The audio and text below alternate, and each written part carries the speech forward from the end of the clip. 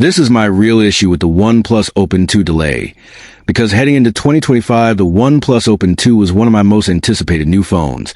And for good reason. The first OnePlus Open was a massive hit, praised for its design, performance, cameras, and durability, and rumors about its successor painted an even more promising picture.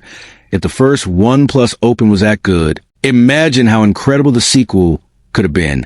Yet now fans are left disappointed, because on February 13th, OnePlus confirmed it will not release a new foldable in 2025, stating that it has carefully considered the timing and next steps in foldable devices.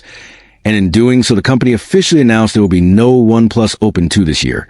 And that leaves a massive hole in the foldable market, especially in the United States, where options are already limited compared to places like China and South Korea. And this is disheartening because the OnePlus Open wasn't just another foldable, it was a breakthrough device, a phone that made people believe book-style foldables could be practical, powerful, and desirable.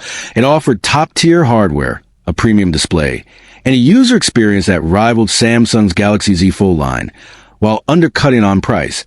It even earned glowing reviews from outlets like Android Authority, which gave 4 out of 5, and a recommended award, calling it the best hardware on a foldable and a true gateway device for anyone curious about large screen foldables.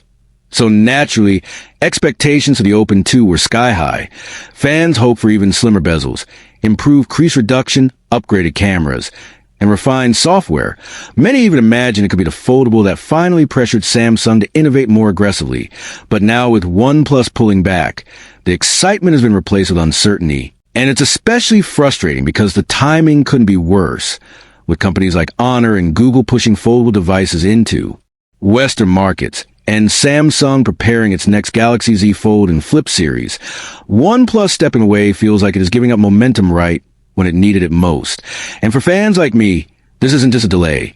It feels like a missed opportunity, because the OnePlus Open 2 could have been the perfect answer to Samsung's dominance, offering competition and variety in a market that desperately needs it. Instead, we are left with fewer choices and fewer innovations, which is exactly the opposite of what foldable enthusiasts want.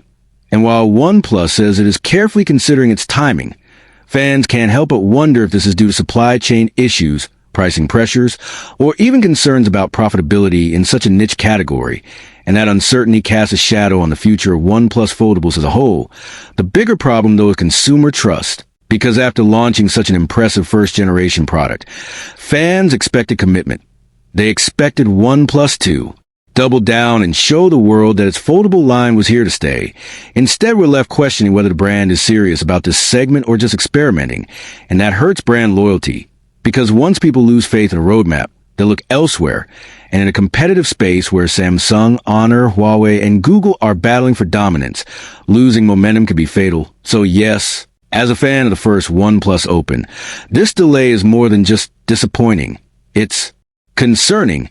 It makes me wonder what could have been and whether we will ever see the OnePlus Open 2 live up to its potential, because I was genuinely ready to upgrade, and apparently I wasn't alone, as recent polls show the majority of people interested in the OnePlus Open 2 were eager to buy it, with 68% saying they couldn't wait, 26% saying they were thinking about it, and only 7% saying they weren't interested, which shows there was clear demand. Yet OnePlus is walking away from that demand, at least for now. So what does this mean for the future? Will we see the Open 2 eventually in 2026, or is this the beginning of the end for OnePlus foldables? Only time will tell.